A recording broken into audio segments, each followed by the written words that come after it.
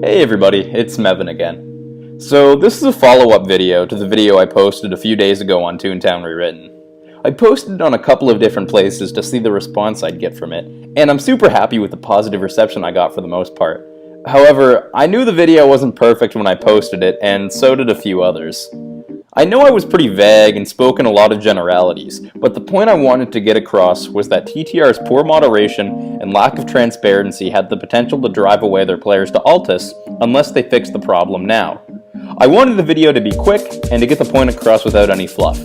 This video is going to be a much more in-depth discussion of those problems, as well as clearing up the problems that were pointed out in my first video for those that care. To be honest, I wasn't expecting such a positive reception from the Toontown subreddit, and thanks for listening to what I had to say, guys. The TTR subreddit was a whole different story. I especially loved Joey's response of, "I didn't watch the video, but here's my response anyway." Well, Joey, maybe if you watched the video, you'd know why I chose to title it that way. My video was never about new content. It was about the failures of your moderation team, their lack of transparency, and the censorship of criticism of them. Someone even took the time to transcribe my entire video, and I mean, props, dude. I can't even listen to my own voice for long enough to transcribe myself, just to tear it down point by point. The next chunk of the video is going to be devoted to responding to this guy's comment. If that isn't your thing, and you just want to skip to my criticism of Rewritten's moderation, I'll put up an annotation. You can skip ahead anytime. He first mentions that I was being vague, and yeah, the video was vague, especially in the introduction. That's a fair point. He then tries to argue against the point I made about economics by saying that if TTR is doing something wrong, then they should have the right to be criticized. I took the approach of arguing the economics of the situation because I didn't want to get into the ethics of running a not-for-profit private server, a discussion that we as a community have yet to come to a real answer to. By talking about competition, it kept my argument very simple. Now the next point he makes is claiming that most of the unfair bans that have received public attention have been debunked. Then he starts throwing around terms for logical fallacies like they at all apply to what I was saying. Do you know what these words mean? Who am I trying to mislead? Whose argument am I misrepresenting? Although he is somewhat right. We are going off of people's words when it comes to unfair terminations. But if you spend enough time asking around the community, you'll start hearing stories. Most people you talk to aren't looking for attention and will just share how they got banned. Watch videos of glitch tutorials. The people giving the tutorials will warn you not to do them in populated districts because the moderators have a history of banning glitchers. While this all could be some massive made-up conspiracy built out of spite and a desire for attention, I'd be more willing to bet that you don't get a community with a state of mind like ours without a history of unfair terminations. But there is greater evidence of unfair terminations, which is what I'll be getting to in my next point. His next point may be his worst. Now, I thought that my bit on patrol in the Tooniverse was my strongest point, but this guy disagrees. He claims that the number of infractions isn't what matters, but rather individual cases. He's right to say that individual cases matter, but speaking in an ultimatum like that is what shuts him down. Here's why the percentage of accounts with infractions matters.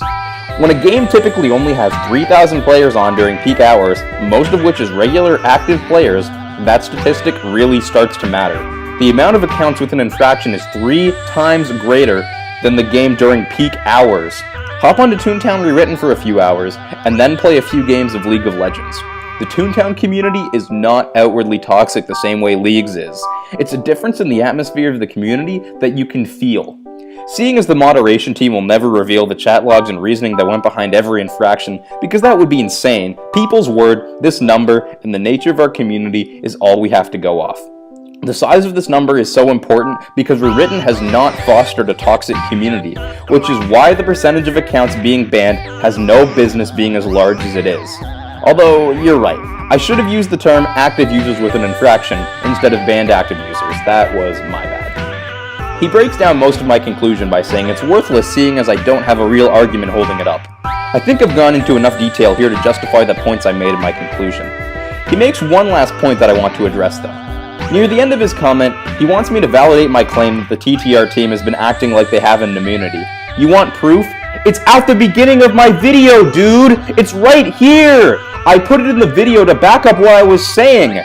I also have another piece of evidence that I'm going to talk about later, so stay tuned. Okay, now that I've gone into depth of breaking down my first video, I want to go deeper into my problems with how Rewritten moderates their game. The fundamental problem everyone has with them is that they don't ban the legitimate trolls and instead ban people for more personal and unfair reasons. I know people who have gotten banned for saying things like mature staff or for spamming jelly bean unites. These are not good reasons to ban people. The team has stated that they will ban people for greening, yet doesn't. Someone like Coach Z's evil twin was able to go unbanned on his Toon Blue Mean Time Machine until the moderator started stalking his videos to ban him. He had done so many things that TTR considered against the rules and only got banned because he posted video evidence of him breaking those rules. So when people are greening, ditching, and doing other things that the team considers to be bad without getting banned, while people are getting banned for glitching, spamming unites, and criticizing the staff, people will start to get frustrated with the game. So when the evil twin made a video calling the team out for some of this stuff, I thought I'd post it on the Reddit to see if I could get a response. Within a day of it being on there, it was taken off the front page. Censorship like this was what prompted me to make my first video. The video broke none of the sidebar rules, yet was removed without any word from the subreddit mods. So when people smugly say, no one was saying they were immune from criticism, this is the proof. They took down a video that broke no rules just because it was critical of their moderation team. I should clarify that when it comes to new content, Joey and his team have always been open, if a bit overpromising, but when it comes to moderation, the ball has been dropped so many times. Is it any wonder that moderation is what they're the least transparent about? Since the game came into open beta, abusive mods have run amok, and that remains the same years later. Legitimate pedophiles are still allowed to play and harass kids, yet criticism of the mod team? No, that's gotta get out of here. So I want to present a few solutions to the problems I brought up. The obvious one would be to bring back true friends. I'm not sure why this is absent, and the only reason the team is given is that it would be too hard to moderate. And I understand their thought process. They don't want Toontown to turn into some online roleplay hotspot because Rewritten has made an effort to make their server kid-friendly. I'll get to why I think marketing to kids is a bad idea later, but there are still legitimate pedophiles patrolling the servers even with just Speed Chat Plus. Like, you can even do it easily with Speed Chat.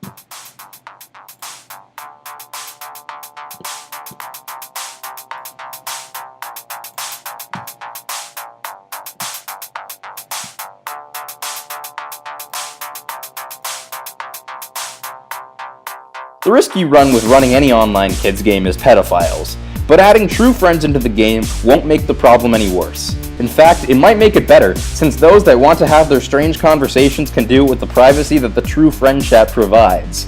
The other solution I thought of was to create districts that you can enter based on your age. I think with TTR's smaller player base this one is less achievable, but if it had more people, this would be the solution I'd want to see.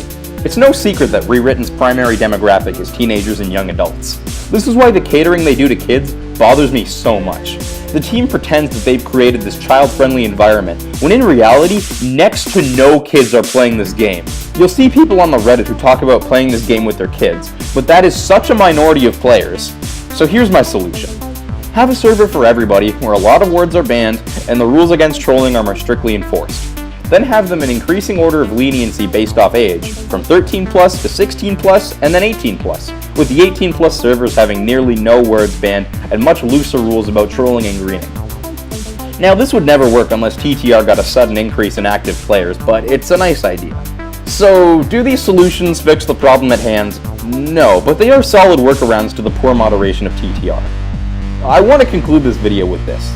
I want to do some investigative journalism. I sent in a moderator application to the Rewritten team.